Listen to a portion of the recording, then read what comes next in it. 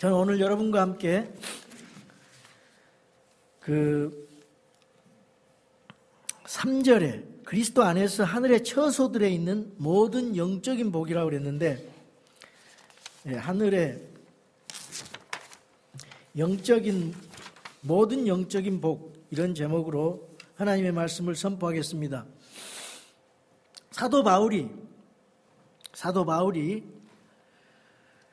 하나님의 뜻으로 사도가 되었습니다. 예수 그리스도의 사도가 되었어요. 그래서 이 에베소에 있는 성도들에게 편지하고 있습니다.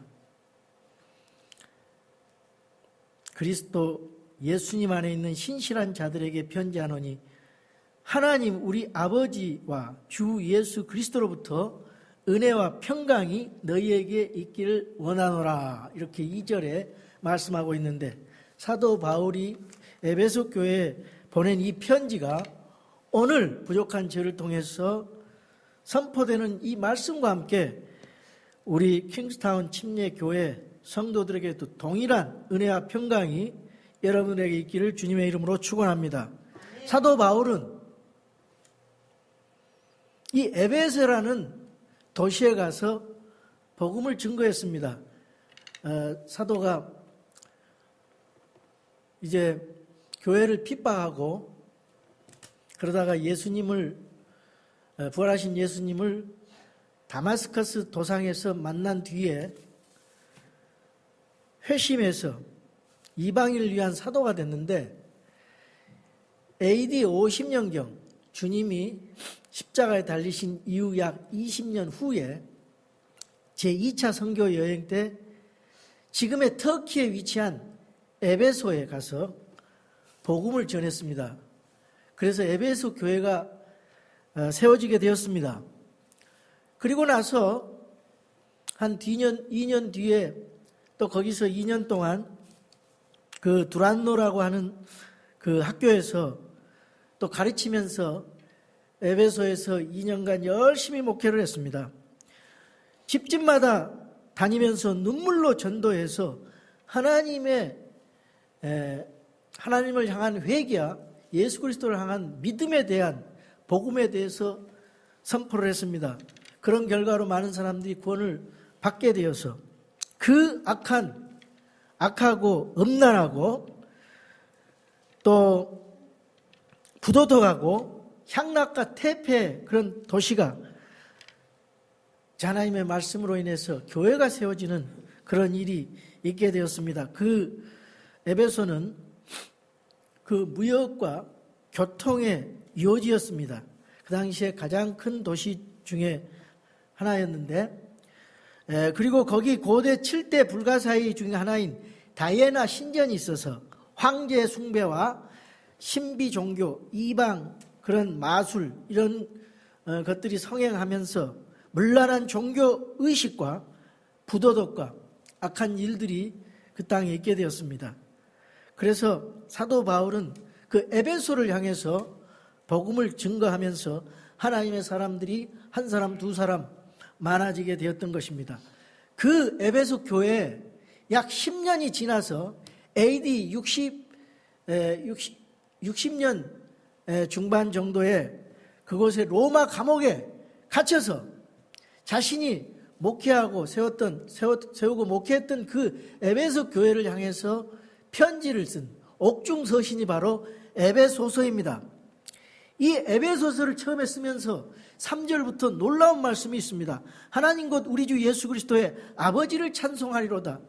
나는 이 본문 말씀을 읽으면서 우리 수진 자매님의 그 말씀, 오늘 읽어주는 말씀과 매치되는 말씀입니다.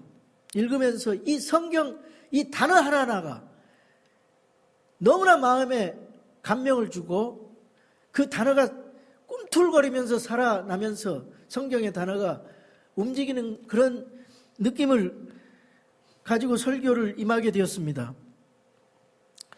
하나님 아버지를 찬송하리로다. 이 사도 바울이 하나님의 은혜를 깨닫고 얼마나 그 은혜가 감사했는지 하나님 아버지를 먼저 찬송합니다.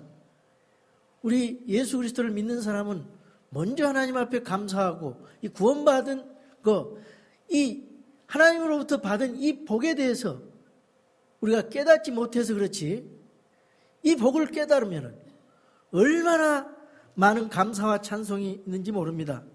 그래서 우리는 먼저 하나님을 찬양해야 됩니다. 찬송해야 됩니다. 그분께서 그리스도 안에서 하늘의 처소들에 있는 모든 영적인 복으로 우리에게 복을 주셨으니 그랬습니다. 여러분, 하나님을 찬양하시기 바랍니다. 이 찬양은 천국에 갈 때까지 찬양이 이루어집니다. 우리 천국에서는 하나님 앞에 예배드리고 찬양하는 것만이 있어요. 다른 건 뭐 할 것이 없습니다. 하나님 앞에 영원 무궁토록 우리 성도들은 찬양을 하게 될 것입니다. 하나님의 그 영광스러운 모습, 하나님의 그 영원한 모습, 하나님의 거룩하고 사랑 많으신 그 하나님의 그 모습을 보면서 우리는 찬양하게 될 것입니다. 계속 찬양만 하니까 지루할까 걱정하지 마시기 바랍니다. 우리는 지루할 그런 생각을 할 겨를도 없이 우리 하나님은 시시각각 우리에게 찬양을 할 수 있게 그렇게 마음을 감동시켜 주실 것입니다. 오늘 이 말씀 속에서 우리가 영적인 축복이 무엇인지, 진짜 그 우리에게 복이 무엇인지 그것을 깨닫고 이 세상에서 살아가는 거하고 그냥 예수님 믿으면서 그냥 교회 뭐 10년, 20년 그냥 그럭저럭 다니는 거하고 이거는 차원이 다릅니다. 여러분, 우리가 예수님 믿고 나서 죄 지으면 또 회개하고 또 교회 나와가지고 예배 드리고 또 가서 세상에 가서 회개하고 죄 짓고 회개하고 이거 반복, 이게 성도의 삶이 아니에요. 우리는 그 기본적이고 근본적이고 기초적인 것을 확실히 알다 보면은 나머지 그런 것들이 다 해결이 돼요. 많은 사람들이 이거 잘못하면 지적하고 도덕적으로 그렇게 율법적인 삶을 살라고 사는 것처럼 그렇게 신앙생활 하는데 우리 믿음의 생활은 그게 아니에요. 왜? 우리는 이미 구원받아서 하나님 은혜 속에 살고, 은혜로 구원받고 은혜로 거룩한 삶을 살아가고 하나님의 은혜 속에 있는 사람이기 때문에 이 하나님의 은혜의 복을 깨달아야 돼요. 그래야 우리 마음이 수준 높고 성숙하고 건전하고 거룩하고 고결한 신앙의 삶이 되는 것입니다. 이 율법적인 삶을 살게 되면요, 자꾸 흐트러진 그 실타래를 이렇게 풀라고 하면은 지엽적인 것부터 풀면 안 돼요. 이 근본적인 문제부터 알고 거기서부터 풀어나가야 돼요. 그래서 이 교회에서 자꾸 율법적인 설교하고 도덕적으로 이렇게 착하게 살아라 저렇게 살아라, 그게 문제가 아니에요. 물론 착하게 살아야 되죠. 그것보다는 우리는 하나님께서 주시는 그 은혜를 발견하고 하나님께서 주시는 그 거룩함과 사랑을 발견하고 성경에 있는 복을 우리가 미리 발견하고 믿음 생활을 하면은 나머지 것은 자동적으로 예수님께서 성령님께서 내 안에서 해주시는 그런 패턴입니다. 그게 생명과 성령의 법으로 살아가는 거예요. 그래서 이걸 분명히 오늘 깨달으시기 바랍니다. 오늘 이 말씀에 보니까 이 3절에서 14절에 보면은 세 가지로 분류하고 있어요. 세 가지로. 하나님께서, 성부 하나님께서 우리에게 베푸신 복에 대해서 이제 그 주보에도 나눠놨듯이 4절에서 6절까지 나오고, 성자 하나님께서 베푸신 복에 대해서 7절에서 12절까지 나오고, 또 성령 하나님께서 베푸신 복에 대해서 13절에서 14절까지 기록해 놨습니다. 우리가 보고하면은 세상에서, 우리 세상에서 생각하는 사람들의 복이 개념이 무엇입니까? 이 세상에서 부자 되고 출세하고 장수하고 자녀 많이 낳고 사업이 잘 되고 이런 거 아닙니까? 이런 걸 하지 말라는 게 아니에요. 이거는 예수 믿는 사람들이 먼저 추구해야 될 사항이 아닙니다. 먼저 하나님의 왕국과 그분의 의를 추구하면 나머지 것은 더하여 주신다 그랬어요. 그게 원리예요. 먼저 하나님을 추구하고 형제를 사랑하고 나머지 그것은 자동적으로 오는 그런 결과지. 그것이 먼저 추구가 되면은 그것이 하나님이 되고 그것이 우상이 되어서 우리의 신앙이 좀먹게 되고 타락이 되고 그게 없어지면 무너져 내리는 거예요. 그게 기복주의고 물질주의 신앙입니다. 이 세상 따라가는 거예요. 여기 하늘에 처소들에 있는 모든 영적인 복이라고 그랬어요. 하늘에 처소들에 있는 모든 영적인 복. 그럼 그 반대로 땅의 처소들에 있는 모든 물질적인 복. 이렇게 생각해 볼 수가 있어요. 세상에서 복의 개념, 땅의 물질적인 복입니다. 그런데 이 성도가 추구해야 될 복은 뭐냐? 하늘의 처소들의 모든 영적인 복입니다. 하나님께서 우리 예수님을 믿는 순간 모든 영적인 복을 우리에게 이미 주셨어요. 그것을 우리가 누리지 못하고 깨닫지 못하고 알지 못한 것뿐이지. 그래서 우리가 이 복을 깨달으면은 우리가 얼마나 중요한 신분에 있는 사람이고 얼마나 중요한 위치에 있는 사람이고 내가 어떻게 살고 무엇을 해야 될 것인지 그것이 나오는 것입니다. 여기 성경이 복에 대해서 정의합니다. 시편 133편 3절에 보니까 주께서 거기 복을 명령하셨나니 그랬어요. 곧 영원한 생명이로다. 성경은 복이 영원한 생명이라는 것입니다. 영원한 생명. 이 복은 그리스도 안에 있는 풍성한 복이에요. 그리스도 안에 있는 충만한 영적인 축복입니다. 이 에베소서를 보니까 충만, 풍성 이런 말이 많이 나옵니다. 1장부터 6장까지 보면은 얼마나 많은 충만함, 풍성하다 이런 말이 많이 나오는지 몰라요. 그래서 에베소서는 풍성한 복을 누리는 그런 서신서입니다. 여기는요, 그리스도 안에서 영적인 복이 무엇인가? 그리스도 안에서 무엇을 우리가 소유했는가? 또 2장에 가면은 우리가 그리스도 안에서 어떤 위치에 신분을 가지고 그리스도인이 도대체 누군가? 그리고 이 그리스도인들이 모인 교회가 무엇인지, 이 성도의 교제가 얼마나 중요한지 이게 다 3장, 4장에 적혀져 있어요. 그것은 성령 충만한 삶을 살아야 된다. 성령 충만한 삶으로 승리의 삶을 살아야 된다. 5장 6절에 그렇게 돼 있어요. 5장 6장. 그러니까 이 에베소서를 여러분 많이 읽어보시기 바랍니다. 에베소서를 읽으면 주님이 모든 양으로 구원케 하고 그 양이 풍성한 삶을 누리도록 요한복음 10장 10절에 말씀하신 것처럼 우리 그리스도인들의 풍성함이 그리고 충만한 그런 삶이 이 에베소서에 들어있어요. 이 땅에 속한 육신의 복은요 변합니다. 이 땅에 속한 육신의 복은 상대적이에요. 많이 가져도 다른 사람이 있으면 비교가 되고 이게 만족이 없어요. 그러니까 더 높게 더 많이 만족이 없어요. 근데 예수님 안에서는 만족이 있거든요. 그리고 순간적이고 일시적인 거예요. 이 땅에서 있다가 없어져 버려요. 죽으면 다 없어질 거. 근데 하늘의 영적인 복은 뭐냐? 하나님과 관련된 복입니다. 땅의 것하고는 관련이 안 돼요. 하나님과 관련된 복, 그리스도 안에서의 복입니다. 그거는 비교할 수가 없는 복이에요. 세상 것과. 그거는 보이지 않는 영원한 복인 것입니다. 영광스럽고 소중한 복이에요. 그래서 하나님을 찬양하라는 것입니다. 하나님을 떠난 축복은 있을 수가 없으니까. 아무리 세상에서 잘 살면 뭐합니까? 하나님이 없는 그 축복은 저주라 이 말입니다. 여기 4절에서 6절에 보니까 성부 하나님이 베푸신 축복이 있어요. 하나님의 자녀들이 얼마나 많은 복을 받았는지 여러분 이 성경 말씀을 통해서 감동을 받으시기 바랍니다. 여러분의 속 중심 속에 마음의 변화가 있기를 바랍니다. 여기 4절에 보니까 곧 우리가 사랑 안에서 자신 앞에 거룩하고 흠이 없게 하시려고 세상의 창건 이전에 그분 안에서 우리를 택하셨으며 그랬어요.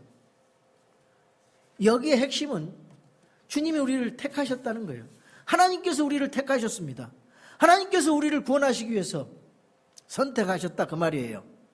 하나님이 그 계획을 세우시고 예정하시고 먼저 죄 속에 빠진 죄인들을 사랑하사 죄인들을 찾아오셨어요. 이 세상의 모든 종교들은 사람이 그 신을 찾아가는 거예요. 그러나 우리 기독교 복음은 하나님께서 인간을 찾아오신 복음입니다. 기쁜 소식입니다. 하나님께서 사람이 되셔서 이 땅에 찾아오셨어요. 우리 인간의 처지는 로마서 3장 10절에 11절에 보니까 의로운 자는 없나니 단 한 사람도 없으며 깨닫는 자도 없고 하나님을 찾는 자도 없으며 선을 행하는 자는 한 사람도 없도다. 모든 사람이 죄인이고 죄 속에 빠져 하나님의 영광에 이르지 못했다 그랬어요. 그런데 우리 주님께서 이 땅에 오셨어요. 누가복음 19장 10절에 보니까 사람의 아들은 잃어버린 것을 찾아 구원하려 왔느니라. 잃어버리는 사람을 찾아 회개시켜서 구원시키려 오셨고, 우리 주님이 하나님이신 그분이 하늘의 영광을 버리고 사람의 몸이 되셔서 섬기러 오셨어요. 섬기러. 이 세상 많은 사람들은 섬김을 받고자 하지만 우리 예수님은 하나님이시지만 사람의 아들로 이 땅에 오셔서 100% 하나님, 100% 인간으로서 섬기러 오셨다 그 말입니다. 우리를 구원시키기 위해서. 그게 얼마나 큰 놀라운 은혜입니까? 이분이 십자가에 달려 죽으시고 부활하셔서 그분을 믿는 자가 이 복에 참여한다 그랬어요. 이 구원에 참여한다 그랬어요. 구원을 받을 수 있다고 그랬어요. 하나님께서 너희가 나를 택하지 아니하고 내가 너희를 택하여 세웠나니 이것은 너희가 가서 열매를 맺게 하고 또 너희 열매가 남아있게 하며 또 너희가 내 이름으로 아버지께 무엇을 구하든지 그분께서 그것을 너희에게 주게 하려 함이라. 요한복음 15장 16절에 약속하고 있습니다. 그런데 하나님께서 우리를 택해 주셨기 때문에 우리는 가만히 있으면 되느냐, 자동적으로 우리가 구원을 받고 하나님의 자녀가 되냐, 그렇지 않습니다. 내가 하나님을 자유의지를 가지고 선택해야 됩니다. 나도 하나님을 선택해야 돼요. 여호수아가 이스라엘 백성들에게 우상 섬길래 여호와 하나님을 섬길래 선택했대. 이스라엘 백성들 여호수아는 나와 내 가족은 여호와 하나님을 섬긴다 그랬어요. 데살로니가 전서 1장에 보니까 데살로니가 교인들이, 성도들이 우상을 버리고 하나님을 선택했다고 말씀하고 있습니다. 그러니까 우리가 선택을 해야 됩니다. 우상을 섬길 것인지 하나님을 섬길 것인지 선택해야 돼요. 그것이 바로 무엇이냐? 그리스도 안에서라는 말이에요. 이 그리스도 안에서라는 말은 조건입니다. 네가 그리스도 안에 있을 때 그렇게 복을 주시겠다는 거예요. 하나님의 그 선택권 안에 들어간다는 거예요. 그러니까 이걸 모르니까 계속 예수 믿고도 구원의 확신이 없어서 그냥 두려워하고, 성경이 번역까지 잘못되고, 두렵고 떨림으로 구원을 이루라. 끝까지 견디는 자가 구원을 얻는다. 네가 교회다 믿음 생활하다가 예수 믿다가 잘못하면은 구원도 잃어버릴 수 있다. 이렇게 잘못 가르치니까 많은 사람들이 내가 얼마나 열심히 해야 구원을 유지하고 구원을 잃어버리지 않는가 이러면서 고민하다가 자살한 사람이 엄청나게 많습니다. 왜 그래요? 2000년 동안 이 구원에 대한 문제, 교리에 대한 것은 이 세상에 4가지 구원의 교리가 있어요. 사람의 교리입니다. 천주교의 구원 교리가 있고, 루터의 구원 교리가 있고, 켈빈의 구원 교리가 있고, 알미니안주의의 구원 교리가 있어요. 이것이 부분적으로는 어떤 건 맞아요. 근데 어떤 건 틀려요. 왜 그래요? 성경 그대로 가르쳐야 돼요. 성경 그대로. 성경에 말하는 구원 교리가 무엇인가? 바이블 닥트린을 정확하게 알지 못하면은 구원의 확신도 없고 구원의 기쁨도 없습니다. 날마다 두렵고 떨리면서. 그렇다고 해서 이 땅에서 마음대로 구원이 하나의 면죄부로서 마음대로 죄를 짓고 살아가야 되냐? 절대 그럴 수 없느니라. 로마서 6장 1절의 말씀처럼. 절대 그럴 수 없죠. 구원을 제대로 가르치면은 그 사람이 함부로 이 세상에서 살아갈 수가 없어요. 하나님의 은혜를 깨달은 사람은, 하나님의 복을 체험한 사람, 하나님의 그 사랑을 마음속에 깨달은 사람은 함부로 죄를 지을 수가 없어요. 그러니까 제대로 구원을 가르쳐줘야 돼요. 확신을 시켜줘야 됩니다. 여러분이 그 일을 할 수가 있어요. 세상에 방황하는 사람들에게 가서. 이 구원 문제는 마지막 완성, 끝이 아니에요. 구원은 이제 시작입니다. 거듭남으로 어린아이가 응애하면서 예수님 믿고 그 하나님 말씀으로 자라가야 돼요. 그래서 이 말씀으로 무장을 해야 흔들리지 않고, 예, 너희 구원을 일하여 드러낼 수 있는 것입니다.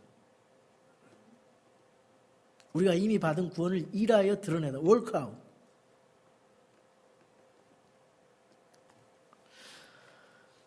시대를 잘못 구분하고 대상을 잘못 구분하고 반어법적인 그런 내용의 구절들에 다 넘어가잖아요. 성경 구절 이해를 잘못해가지고. 그게 구원에 대한 얘기가 아니에요. 어떤 부분은. 보상에 대한 얘기예요. 보상을 잃어버린다 이거예요. 구원받은 사람이.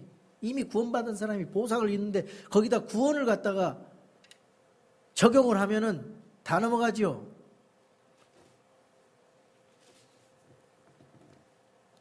하나님께서 영광스러운 그런 계획 가운데서 그 구원을 설계하시고 예수님께서 구원을 또 이 땅에 성취하시고 성령께서 구원을 받게 하기 위해서 우리 마음속에서 감동해 주시는 것이에요. 그래서 그 하나님의 뜻을 깨닫고 알면은, 그리고 우리가 진심으로 믿으면 구원이 이루어지는 것입니다. 하나님께서 나를 사랑하시고 나를 자녀 삼으시는 그런 계획을 가지셨어요.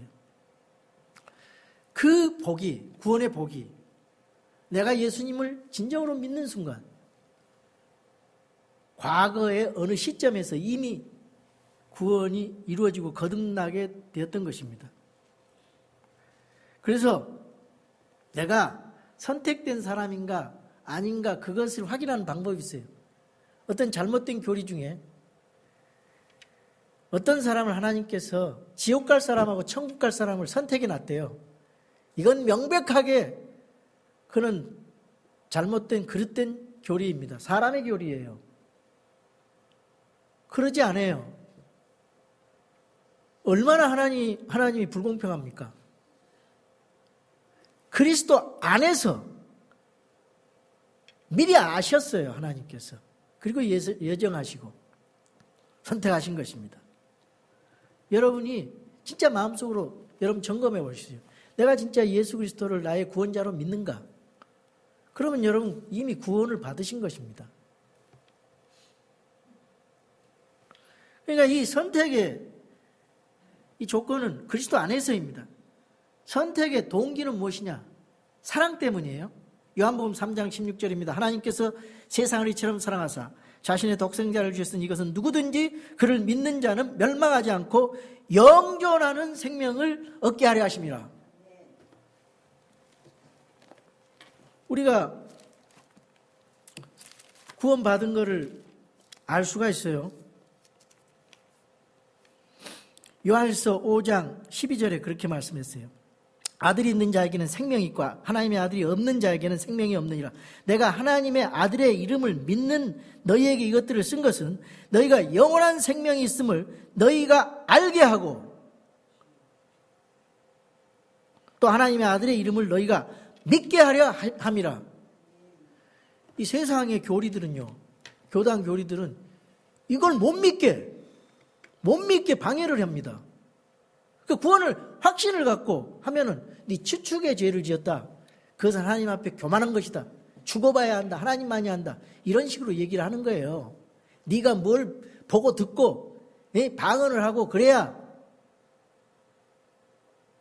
구원을 얻거나 또 잘하면은 잘못하면은 잃어버리거나 또 다시 잘하면 회복된다 이런 소리를 하는 거예요. 이건 하나님의 성품과 전혀 성경과 전혀 다른 얘기예요. 이게 다른 복음이죠. 다른 복음. 하나님이 영원하신 것처럼 하나님의 본성이 거룩하시고 영원하시고 완전한 것처럼 구원도 완전하고 끝까지 구원시킨다 그랬어요. 영원한 구원입니다. 보장이. 지금도 구원의 영원한 보장을 얘기하면요, 세상 사람들이 이 말세지 말에 천주교 과정신학이라는 게 있어요. 그런 얘기하면은 잘못됐다 그래요. 그거는 대환란 때 유대인에게 하는 말이에요. 끝까지 견디는 자는 구원을 얻으리라. 그때는 목을 내놔야 돼. 순교를 해야 돼요. 하나님의 보호 안에 있어요.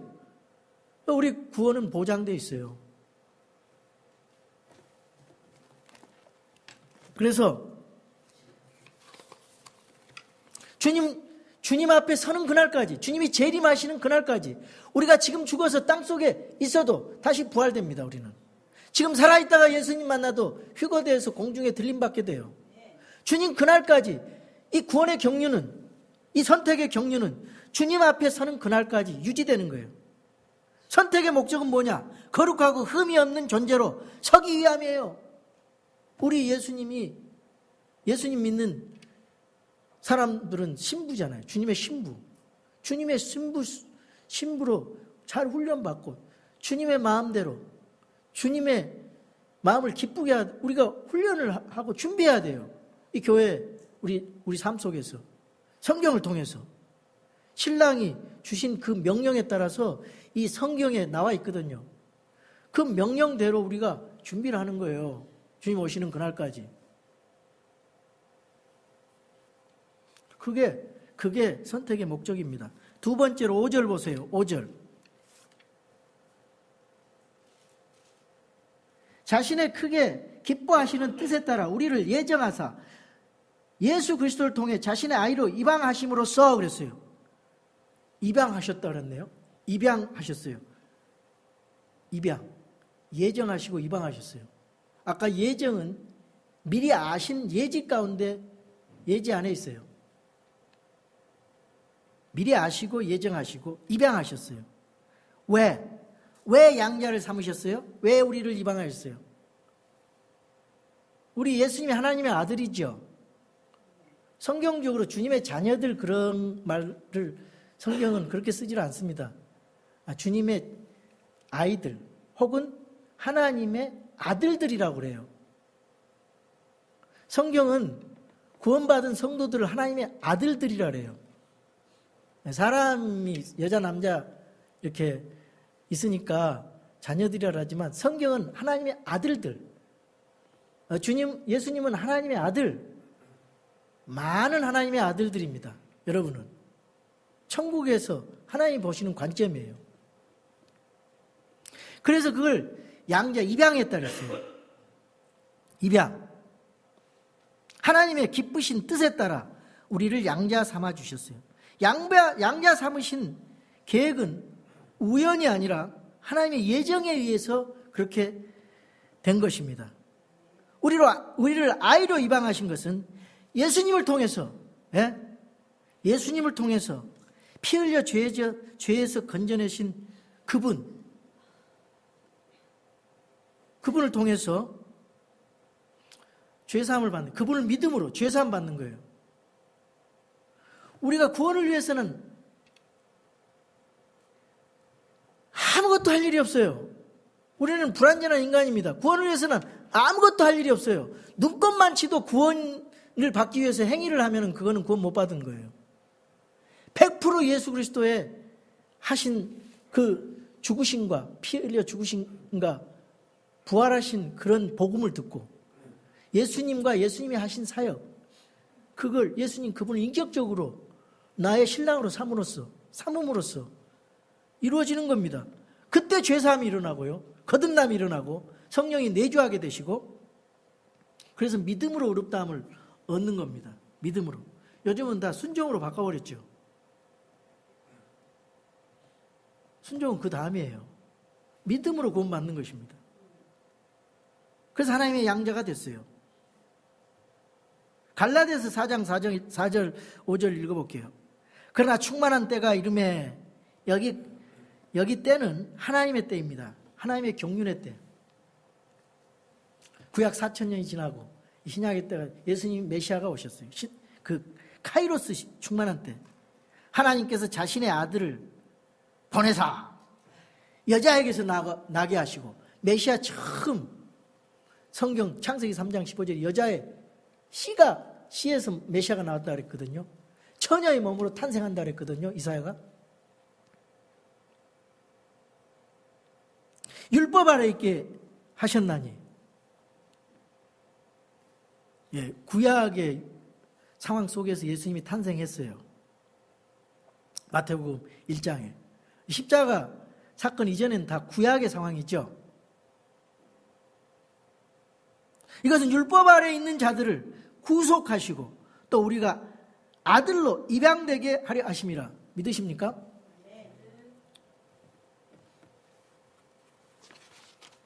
여러분 계속 읽어볼게요. 갈라디아서 4장 6절 너희가 아들이므로 하나님께서 자신의 아들의 영을 너희 마음속에 보내사 아바 아버지 하고 부르짖게 하셨느니라. 여러분 이 놀라운 축복이 있어요. 이스라엘 백성들은요 창조주 하나님, 전능하신 하나님, 유대인들은 예수님 올 때까지 그렇게 하나님을 불렀어요. 근데 예수님께서 이 땅에 오셔가지고 기도를 가르치시면서 하늘에 계신 우리 아버지 그랬어요. 아버지. 그러니까 예수님은 하나님의 아들이죠. 우리는 하나님의 아들들이죠. 그러니까 똑같이 1세대예요. 1세대. 예수님 안에서는 세대가 같아요. 그래서 우리가 하나님 아버지, 아빠, 하나님을 아바 아버지로 부를 수 있다는 거예요. 이게 얼마나 놀라운 은혜입니까? 오 절대자요. 오 전능자요. 그거보다 하나님 아버지. 우리 아버지, 나의 아버지, 아바 아버지 이렇게 부를 수 있다는 것이 복이라 그 말이에요. 유대인들은 그걸 부를 수가 없었어요. 지금도 유대교 안에서는 하나님을 아버지로 못 불러요. 예수님 안에 있을 때는 하나님을 아바 아버지, 아빠 친근하게 부를 수 있는 것입니다. 6절 보겠습니다. 6절 자신의 은혜의 영광을 찬양하게 하려 하셨느니라. 그 은혜 안에서 그분께서 그 사랑하시는 자 안에서 우리를 받아주셨다. 예, 은혜를 주셨습니다. 은혜가 무엇입니까? 여러분 은혜가 무엇입니까? 우리 은혜가 너무 좋아가지고 너도 나도 은혜, 그레이스. 우리 저기 은혜자매 오늘 반갑네요. 은혜자매, 그레이스. 이 은혜가 너무 좋아. 그레이스가 뭐냐면 받을 자격이 없는 자에게 베풀어지는 호의입니다. 받을 자격이 없는 자에게 베풀어지는 호의. 우리는 죄값으로 죽어야 마땅해요. 심판받아야 돼요. 근데 하나님께서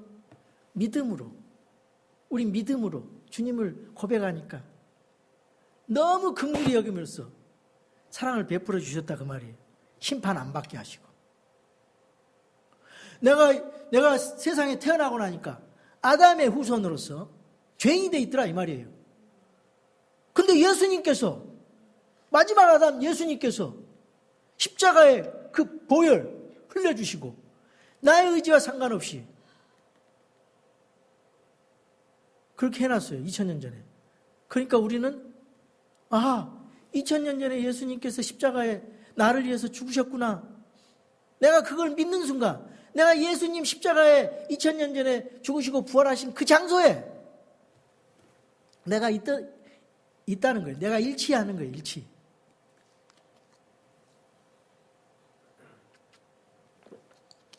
그래서 우리가 구원받은 의인이 된 거예요. 나도 모르는 사이에 우리 어머니가 나를 낳았어요. 근데 6,000년 전에 아담이 죄를 지어가지고 모든 인류가 죄인이 됐어요. 그러니까 예수님 십자가에 못 박히신 그 사건은 그 아담의 죄성, 그 전가된 죄성이 나에게 이 죄인이기 때문에 그거 아담이 범죄한 그 사건 속에 있는 거예요. 그걸 내가 일치시키고 생각하는 거예요. 그래서 6,000년 전에 아담을 위해서 죄인된 내가 예수 그리스도, 마지막 아담 예수 그리스도를 통해서 내가 의인이 됐구나. 그건 믿음으로밖에 못하네. 답이 나오잖아요. 이런 종교가 어디가 있어요? 이런 복음이 어디가 있습니까? 이런 은혜가 어디가 있습니까? 여러분, 이 은혜를 깨달으셔야 돼요. 교회 오래 나와도 이게 안 깨달아지면은 구원의 확신도 없고 침례를 받으라 해도 침례 받을 용기도 없어. 못 깨달으니까. 그러니까 제대로 알아야 돼요.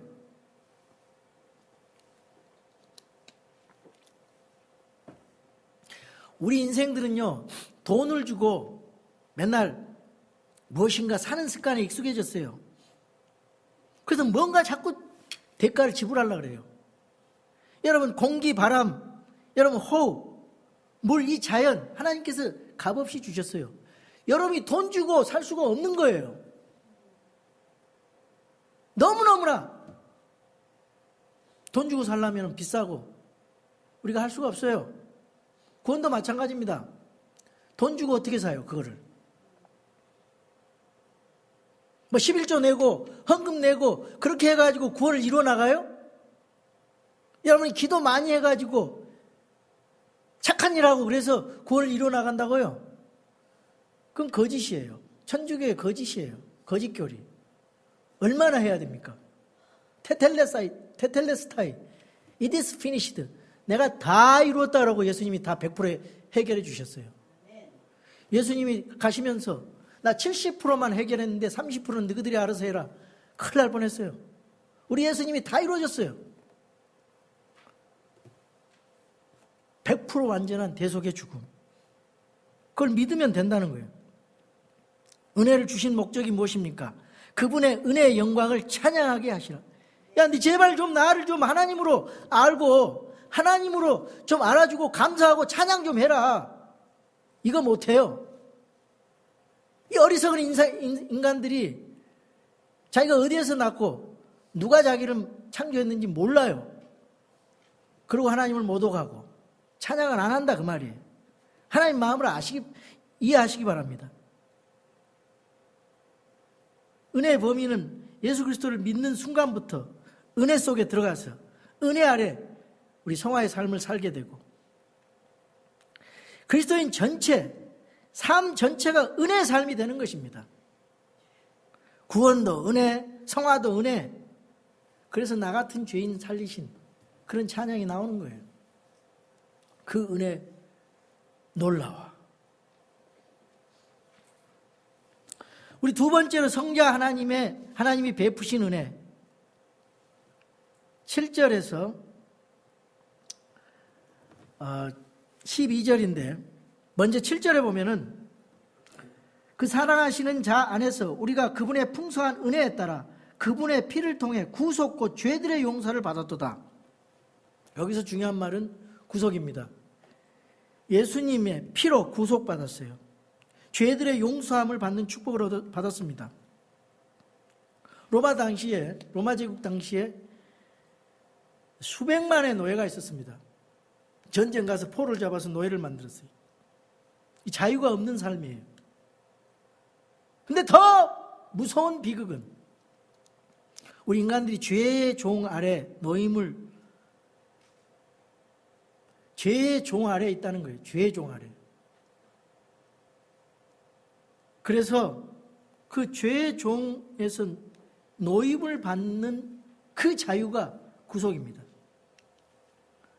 우리가 예수님을 믿는 순간 우리의 영과 혼이 구원을 받습니다.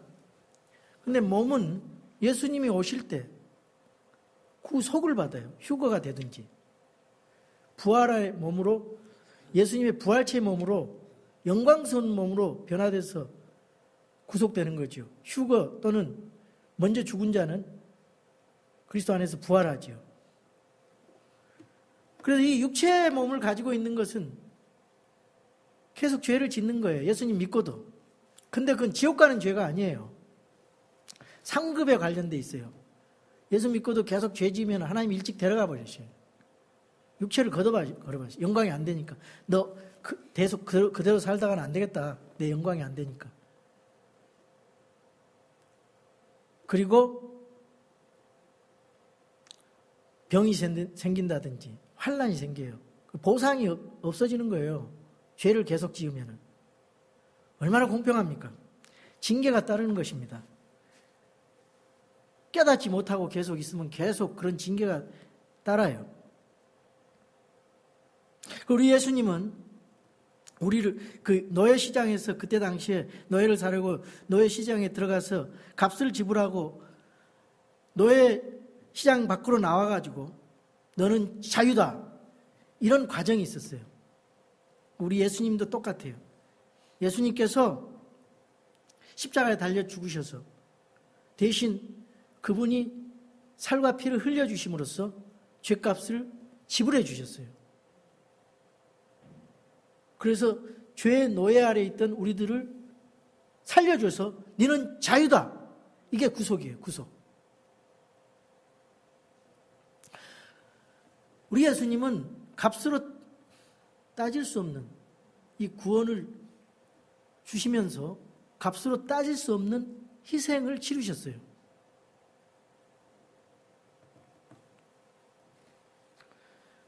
그래서 우리가 그거를 값비싼 대가를 지불해서 다시는 죄를 짓지 말고 의의종으로 살아가라고 자유를 주신 것입니다. 이 구속의 과정을 보면은 7절에 그분의 풍성한 은혜에 따라 구속의 방편을 보면 그분의 피를 통해 구속의 결과가 무엇입니까? 구속 곧 죄들의 용서를 받았다. 이렇게 성경은 기록하고 있습니다. 놀라운 축복입니다. 그리스도 안에는 정죄함이 없어요. 이제 율법 아래에서가 아니라 은혜 아래에 있는 놀라운 축복을 우리가 받은 것입니다. 8절에서 10절에 보니까 그 은혜 안에서 그분께서 우리에게 모든 지혜와 분별을 넘치게 하사 친히 자신 속에서 작정하신 자신의 선하신 기쁨에 따라 자신의 뜻의 신비를, 이게 신비라는 것입니다. 미스터리. 우리에게 알려주셨으니 그게 뭐냐? 이것은 10절에 굉장히 중요합니다. 충만한 때의 경륜 안에서 성경의 목적이 여기가 있어요. 아주 중요한 말씀이에요. 에베소 1장 10절. 이것은 충만한 때의 경륜 안에서 친히 모든 것, 즉 하늘에 있는 것들과 땅에 있는 것들을 그리스도 안에서 곧 그분 안에서 다 함께 하나로 모으는 것이라. 굉장히 중요한 말씀이에요. 예수님 재림하시면 일이 실제로 벌어져요. 이 예수님이 완전히 그리스도 안에서 찌른 자가 볼 것이 원수들이 보고 이 세상 모든 땅에 있는 것, 땅 속에 있는 것, 땅 아래 있는 것, 전부 존재들이 예수님이라는 그리스도라는 이름 아래 무릎을 꿇게 돼요. 그것이 하나님의 경륜의 목적입니다. 1장 10절. 모든 것을 자신이 뜻하신 계획대로 이루시는 분의 목적에 따라 우리가 예정돼요. 또한 그분 안에서 그 다음 중요한 말이 있어요. 상속유업을 얻었으니 이것은 먼저 그리스도를 신뢰한 우리가 그분의 영광을 찬양하게 하렵니다. 여기 계시하심이 있어요. 8절에 10절에 보면 계시를 했다 그랬어요. 하나님은 자신의 목적과 경륜을 계시하시지 않고서는 우리가 알 수가 없어요. 그런데 성경을 통해서 계시를 해줬어요. 그게 미스테리랍니다. 신비를 드러내서 알게 해주셨어요. 그래서 우리에게 지혜를 주셔서 세상을 향하신 하나님의 경륜을 알려주셨어요. 근데요, 여러분 놀라지 마세요. 계시를 누구에게 줬어요? 모든 사람에게 줬는데 그 깨달은 사람은, 계시의 대상은 오직 하나님의 자녀에게만 알려줬어요. 그 비밀, 그 신비를, 예수님을 영접하게 되면 이 비밀이 깨달아져요. 예수님을 영접하지 않으면 절대로 이거 비밀 깨달아지지 않습니다.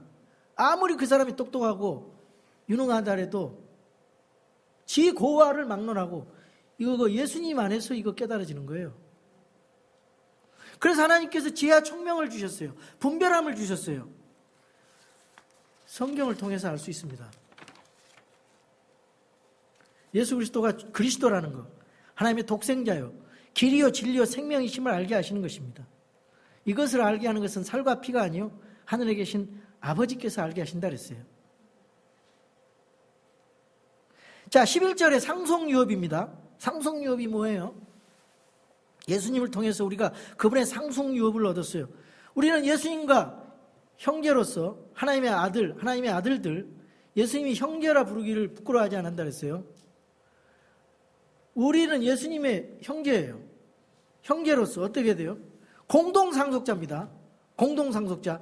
예수님께서 받은 고난에 참여하는 자는, 그리고 예수님 안에 있으면은 예수님처럼 영광스러운 그 공동상속자로서 상속유업을 얻는다는 거예요.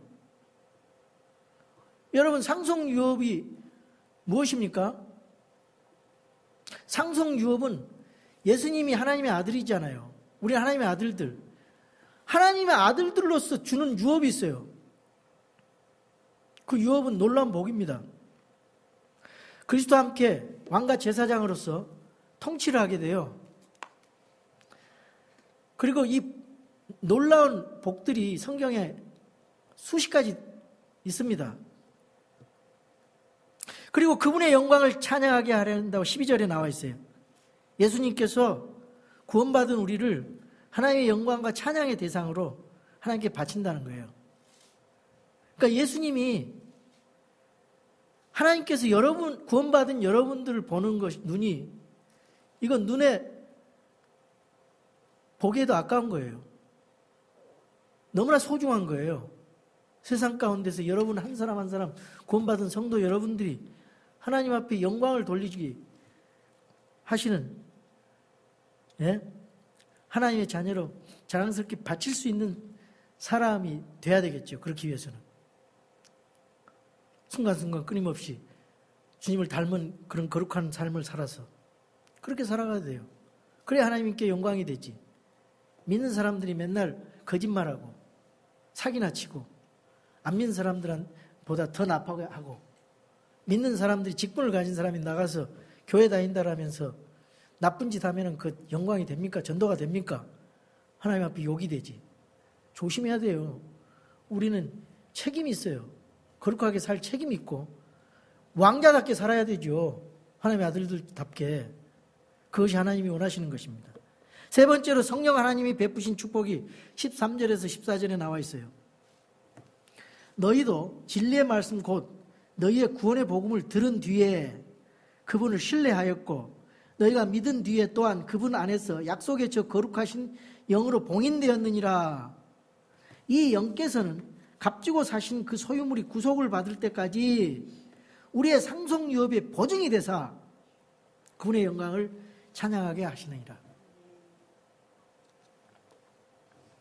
여러분, 성경이 분명히 이해가 되지 않습니까?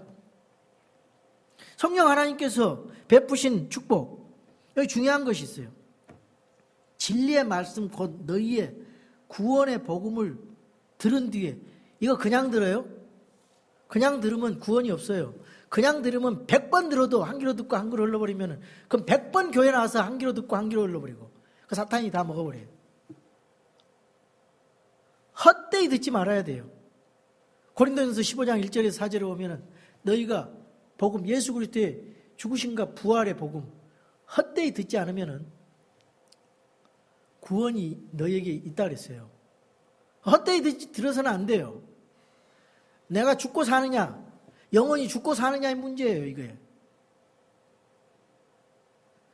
그런데 내 의지로 내 귀를 듣고 내 귀를 열어서 들어야 돼요. 말씀을, 복음을 들어야 돼요. 그리고 그 복음을 신뢰해야 됩니다. 그리고 믿어야 돼요. 그럴 때 구원이 이루어지고 성령께서 봉인해 주신다 그랬어요. 봉인, 거룩하신 영으로 봉인이 무엇입니까? 봉인이 뭐예요? 너는 내 거야. 에? 다른 사람은 열 수 없어요. 저 한국전력에서 두꺼비지 계량기 보면은 납으로 꽉 봉인을 해요. 그리고 한국전력 표시를 해놓거든요. 누구나 끊으면 이거는 누가 끊었구나. 이거 끊어서 이거 계량기를 고쳐놨구나. 안 되는 거예요. 이 봉인은 뭐냐? 실드 되는 거예요. 실드 아시죠? 도장 꽝 찍고. 그래서 이 복음을 듣고 마음에 부딪혀서 그걸 들으면은, 그걸 신뢰하고 믿으면은 우리가 구원받고 열매 맺을 수 있다. 골로새 1장 6절, 이 복음이 온 세상에 있는 것 같이 너희에게 이르렀으며 너희가 그것을 듣고 진리 안에서 하나님의 은혜를 안 그날부터 너희 안에서도 열매를 맺는 것 같이 열매를 맺는도다. 복음이 심겨지고 복음의 마음이 깨달아졌어요. 그래서 예수 그리스도의 죽음과 부활의 복음을 듣고 예수 그리스도를 나의 구원자로 믿어야 돼요. 그리고 신뢰해야 돼요. 듣고 믿는 거예요. 전하는 자 없이 들을 수 없죠. 듣지 않고 하나님 말씀을 들음 없이 구원받을 수 없는 거예요. 사람들이 듣고 한 귀로 듣고 한 귀로 흐르는 그런 것이 있어요. 마귀도 그런다 그랬어요. 마귀도 알아요. 아는 거에 그치면 안 돼요. 야고보서 2장 19절. 내가 하나님이 계신 줄 믿으니 잘하는도다. 마귀들도 믿고 떠느니라. 마귀도 하나님을 알고 믿고 떤데, 근데 하나님을 알지만 믿질 않아요. 인격적으로 믿질 않습니다. 마귀는. 우리가 진정으로 듣고 믿는 순간, 신뢰하는 순간 성령님이 하시는 일은 인치시고 보증하신다는 거예요.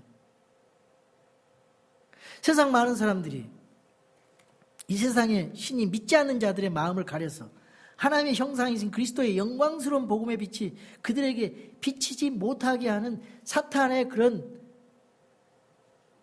유혹과 세력 속에서 여러분은 기가 막히게 그 복음을 받아들였어 이거예요. 그렇게 복음을 전해도 안 받아들여요, 사람들이. 근데 여러분 신기하게 받아들였어요. 그게 하나님의 은혜예요. 여러분 인치신다 그랬어요. 도장 찍는다는 소유의 의미. 디모데서 2장 19절. 그럼에도 불구하고 하나님의 기초는 확실히 서 있고 거기에는 주께서 자신의 백성인 자들을 아시느니라 하며 또 그리스도의 이름을 부른 자마다 불법에서 떠날지다 하는 글이 담긴 이 봉인이 있느니라. 주님이 것이니까, 여러분, 주님 것이니까 내가 너를 안다 그러잖아요. 우리는 주님의 목소리를 들을 수 있잖아요. 마태복음 7장 21절 23절. 내게 주여 주여 하는 자가 다 하늘의 왕국에 들어가지 아니하고 오직 하늘에 계신 내 아버지의 뜻을 행하는 자라야 들어가리라. 그날에 많은 사람들이 내게 이르기를 주여 주여 우리가 주의 이름으로 대언하지 아니하나이까? 주의 이름으로 마귀들을 내쫓지 아니하이까? 주의 이름으로 많은 놀라운 일들을 행하지 아니하였나이까 하리니 그때 내가 그들에게 밝히 말하되 내가 너희를 결코 알지 못하였노라. 불법을 행하는 자들아 너희는 내게서 떠나라 하리라. 말세가 되면요 다 주여 주여 하는데 예수님은 I never knew, 나는 너를 안 적이 없다. 불법을 행하는 자들아, 성경대로 믿지 않고 성경대로 행치 않는다는 거예요. 두 번째로요, 이 봉인이라는 의미에는 안전의 의미가 있어요. 첫 번째는 소유, 그 다음에 안전의 의미가 있어요. 예수님께서 내 소유가 되면은, 하나님의 소유가 되면은 안전하게 보호하고 아낀다는 것입니다. 성령님이 함께 하시고 보호하시고 지키시고 인도하시는 거예요. 언제까지? 재림의 날까지 그렇다는 거예요. 에베소 4장 30절에 보니까 하나님의 거룩한 영을 슬프게 하지 말라. 그분으로 말미암아 너희가 구속의 날까지 봉인되었느니라. 이 봉인은요 변하지 않는다는 그런 의미가 있어요. 여러분 문서를 계약할 때 도장이 필요하잖아요. 도장이 찍히면 계약이 완성되고 이건 변할 수 없다 그런 뜻이에요. 주님과 나 사이의 관계도 변할 수 없다는 거예요. 그리고 보증이 된다는 의미가 있습니다. 집을 계약하고 나면 보증금을 내야 되는데 보증이라는 것은 다 준 게 아니라 일부 주는 그 시작이지 않습니까? 고린도후서 1장 22절 그분께서 또한 우리를 봉인하시고 우리 마음속에 성령을 보증으로 주셨느니라. 성령을 주신 것은 우리에게 보증으로 성령을 주셨다는 거예요. 예수님을 믿는 순간 성령님께서 내 마음에 오셔서 보증이 되셨다는 거예요. 예수님을 믿는 순간 오래 있다가 아니라 예수님이 바로 그 순간 그 성령님이 거하시고 다스린다는 거예요. 여러분, 예수님을 믿는 순간 성령님이 내주하십니다. 어떤 사람은 개인에 따라서 강하게 진동이 온다거나 뜨거움을 느낀다고 그래요. 그걸 성령 세례, 성령 침례라 그러는데 그거는 사람마다 달라요. 그런 사람도 있고. 그렇다고 해서 예수님 믿는 순간 성령님이 내주하시지 않는다. 그렇게 말하는 건 성경이 법이 아니라는 거죠. 예수님을 믿는 순간 성령님이 우리를 떠나지 않으시고 내주하시고 인치시고 보증하신다는 거예요. 성령님의 내주는 미래에 이루어질 보다 영광스러운 미래의 축복의 시작이고 이 축복의 시작, 보증하시는 것입니다. 미리. 고린도후서 4장 17절 18절 우리가 잠시 받는 가벼운 고난이 우리를 위해 훨씬 더 뛰어나고 영원한 영광의 무거운 것을 이루느니라. 우리는 보이는 것들을 바라보지 아니하고 보이지 아니하는 것들을 바라보나니 보이는 것들은 잠깐 있을 뿐이나 보이지 아니한 것들은 영원하니라. 우리 이 보이지 않는 복을 우리가 하나님께서 주시는 아버지 주시는 복, 아들 하나님이 주시는 복, 성령 하나님이 주시는 복을 눈에 보이지 않는 복이에요. 영원한 복입니다. 이걸 잘 깨달아야 됩니다. 골로새서 3장 1절 그러므로 너희가 그리스도와 함께 일으켜졌거든 위에 있는 그것들을 추구하라. 거기에는 그리스도께서 하나님 오른편에 앉아 계시니라. 위에 있는 것들에 너희의 애착을 두고 땅에 있는 것들에 주지 말라. 너희는 죽었고 너희 생명 그리스도와 함께 하나님 앞에 감추어져 있느니라.